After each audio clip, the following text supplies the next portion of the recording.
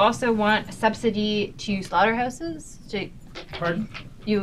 I'm sure I don't remember who said what, but about a guaranteed price to slaughterhouses in processing. Oh, that was brought up about requesting something of compensation to packing plants that process the animals, and that is the dollars. It shows that how disadvantaged the Canadian plants are to the U.S. plants.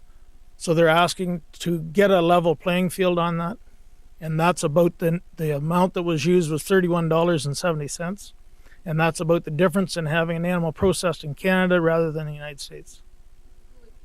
$1.70. The request is to the government to compensate the industry on that cost, because that cost is being borne by the industry. In Ontario, or that's across? That's in Canada. So you'd want the federal government to pay essentially almost $32 for every cow that is processed in this country. That's right, to make it more competitive with the U.S. A little bit about the country of origin labeling? Yes. So this is a change that the Americans have brought in that country of origin labeling is something that the U.S. has brought in. It takes the Canadian cattle we do a lot of trade in the United States. It puts us at a price disadvantage because when the cattle come in, they have to be penned and slaughtered separately to the U.S. They're trying to get U.S. cattle recognition so that when there's other cattle that come in from other countries, they're labeled of what country they come under. We don't have a problem with that, but we don't want them discounting our cattle coming into their market and discounting us on the fact that they're going to put a label on that it's Canadian. You don't want them to put a label that says that you're not discounting me because I'm Canadian. Discounting me. They're buying them cheaper.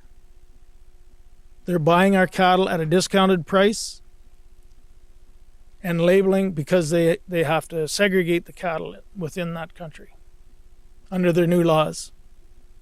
But I'll ask you. It's a very complicated system. The U.S. do not even understand it. I'll try and explain cool for you, and then I have a couple of... Basically, when the consumer in the United States goes into the market, their grocery store, they'll see something that says grown in the United States or grown in Canada.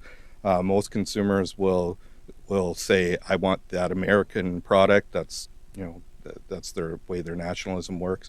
So what is happening on the other end, on the buyer end, because they have to segregate that line of cattle from Canada, their costs are significantly higher than moving them through their normal processes. And so therefore the Canadian beef producer receives less money per animal because of that cost. They're discounting those costs right in the purchase price of what they're doing. And I just wanted to add, you asked the question about why you're here, and I want to address that not as a farmer or as somebody from the National Farmers Union, but as a father.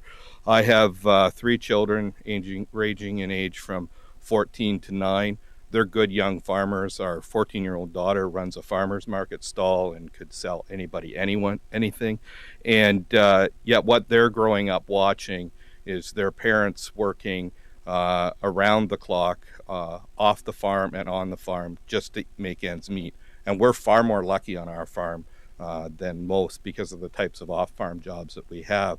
But even then, it's a struggle every month to pay the bill. We took our first vacation in 12 years with our children this past summer. That's the kind of life that young people are growing up with in today's farm community and farm economy. And if we don't do something about what's happening with the income farmers are receiving, that generation is going to walk away.